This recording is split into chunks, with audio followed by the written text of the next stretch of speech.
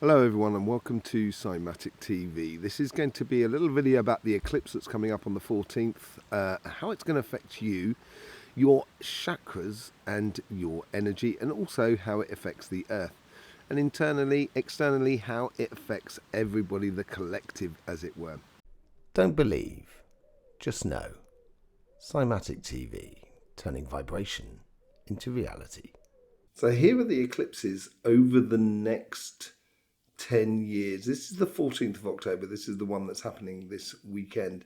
Then you've got the 8th of April there on next year, which this is now crossing over in the center of the Americas here. It's really reaffirming that sort of fundamental desire within the sacrum, which is moving on as it flows on towards the heart chakra. This is moving away now from later on in October, in the 2nd of October this year, where it's moving away from the root chakra. And then we have these eclipses that take into account the poles. So this is the vertical energy. And this is where it connects with the root chakra, as it were, as it goes forward. And when we start getting in 2027, this is where it starts connecting to the heart chakra and the solar plexus. This is also connecting the root to the heart chakra, and also then going through the solar plexus, which then goes from the heart right through to the throat and the third eye chakra. But this is the one that we will be concentrating on at the moment, and this has particular ways of going through this. So here we see the start of eclipse, and it starts in North America. And then we eventually get to the total eclipse where that red dot will arrive, swings in over the Pacific, comes down through the root chakra. And as it goes down through America, coming through the Gulf of Mexico and Central America, it heads down to the root chakra. And look, when it sort of gets very close to the root chakra, it just then starts heading off to the west very directly. And this is basically what is happening here over this period of time is... But before we go on to exploring the chakra connection to ourselves, let's just see what's going on with those chakras of the earth. And let's see how the eclipse actually affects the energy of the earth. When we have a total eclipse, the moon is obviously going in front of the sun. As it goes in front of the sun, what it does is it protects the earth from radiation from the sun on those particular areas. It actually stimulates as well the ionosphere, which is the much higher levels of the atmosphere of the earth. It's also the electrical conductor of energy between the sky and the surface of the earth and the center of the earth. And we are obviously the same sort of thing. We have our sky and we have our surface of the earth, and we have our root chakra and sort of like the energy that goes into the earth. So we have a same situation because everything is created the same. And it will affect the earth energy in a way that as it's protecting the chakras, as it were, as it's going from the sacrum down to the root chakra, what it's doing is it's allowing the Earth's surface energy to actually be drawn upwards. So this will heighten the chakra effects of the Earth through the sacrum and the root chakra. It's a little bit like, let's say if you took a candle, a small candle, and you put a big glass over the top of the candle. Eventually the flame, because it's consuming the oxygen that is within the glass, eventually the flame will rise up because it will look for more and more oxygen until it just pops out. Obviously that's what's not going to happen on the earth, but what it does is allow those chakras on the earth to actually heighten. So that's going to heighten that sort of energy that is within the whole universal system according to us. Now what does that do to us? The sacrum chakra is concerned with fundamental desires, fight and flight, that sort of thing. A little bit like the ego in a way, although the ego is in every part of the body. It's not situated in one part, but I would say it's a good heavy whack within the sacrum. about our fundamental desires. And these are very simple things, such as, I am hungry. That is a fundamental desire. I need to consume food, or my body needs to consume food. I don't need to, although I love it. You know. Then my heart's desires get involved, and that's all about what I would like to eat. So I would like to eat, spinach and ricotta sort of pasta. You know, that'd be really nice.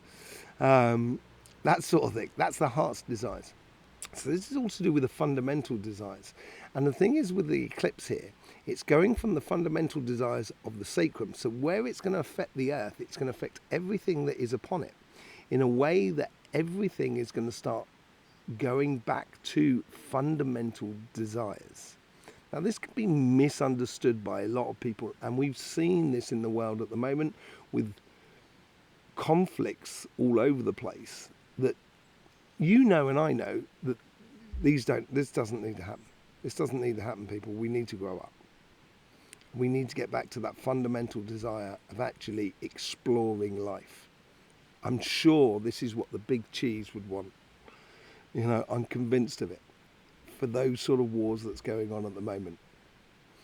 So it can be misinterpreted, but if we start connecting with everything that is around us, this is where our fundamental desires become a very good foundation for building to the future. Then it goes on to the root chakra. Now the root chakra is found in Bolivia, on the salt flats in Bolivia. It's marked on that map, as you could well see. And that's all about how we connect as to the here and now, in a way. This is how we root ourselves in reality. It's part of that vertical energy. And this is where we come back to those sequence of eclipses that we saw earlier on. It is the vertical energy. It is like the South Pole and the North Pole. And we could see those South and North Pole eclipses coming up in the future. And because it's tying it up, the Earth is obviously going on a much longer rhythm than us as humans. So this is tying it up to the future of that, of reconnecting our fundamental desires anchored in our connection to everything that is around us, that we possess in this world, or we don't possess, that is part of this world, sorry. You don't actually own anything. I don't own anything. The idea that you own a country is just like, what an idea, that you own part of this earth. It's just like, the whole idea is just fundamentally mad. Ideally, we should be having a situation where everyone is okay. No one needs to run away from any problems in life. And you should be able to enjoy wherever you live. The world is a wonderful place. And when you show that part of the world you live, then I can experience that part of the world, and I don't necessarily have to go there. You know, it's enjoying where you are and connecting to it. And your root chakra, now your root chakra doesn't actually, it's part of that vertical energy that I was talking about. The other end of the root chakra is the crown chakra, that ionosphere sort of situation. And this root chakra is going to pull on the earth, and when we might see a lot of earthquakes within the zones that go along that sort of eclipse line, we might also see volcanoes erupting and so forth. I don't feel that there's any bad thing that's coming out of it at all in that sort of respect. I think it's very much more along the lines of how we connect with everything that is around us. And this roots us into that vertical energy, that raison d'etre, the reason we are here. So if you're starting to open the ideas within your spirit about returning back to happiness and enjoyment, and enjoying the people that are around you, enjoying this world, sharing this world with everybody that is around you, I would encourage that to come up through you.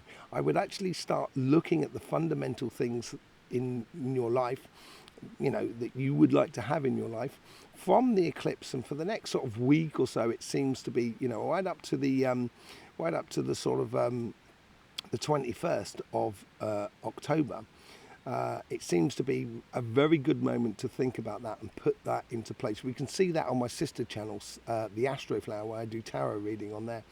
And then after that, now this is going to be interesting, because the following part comes out with the lunar eclipse. Now the lunar eclipse is a similar sort of situation, but it's much more sort of emotional driven, whereas a solar eclipse is much more passionate and solar plexus energy, whereas the lunar eclipse is much more sort of heart and throat energy and communication and stuff like that, and emotions. And this is going from the heart chakra to the crown chakra. The whole thing is praising the idea of the raison d'etre that we are here, the logical evolution, which I've been talking about a lot on the Astro Flower. We are suddenly going to fundamentally go into living what we should be living. And there is people who are not going to get it. And I wouldn't interrupt those people. I wouldn't get to, don't try and wake them up. Because there's nothing worse than waking up someone who's sleepwalking. You shouldn't do that. It should be just being. And once you start being, then they'll start noticing everybody else around them that are being. And then they'll just start waking up to kind of going, oh, right. And then they'll be being. And then it's a chain reaction sort of scenario, if I was, if you like. So, there you go. I will be doing a bit of a special energy update at the time of the eclipse as well, dowsing a line. Seeing what we can get out of that from a message from the earth. And there's also the energy update, which comes out on Sunday as well. I'll see you there for that. Don't forget to subscribe and click that bell. It would really be appreciative. Commenting and sharing this video really helps us out with the YouTube algorithm. Much appreciated. Much love to you. Don't forget, life should be fun, so please do enjoy.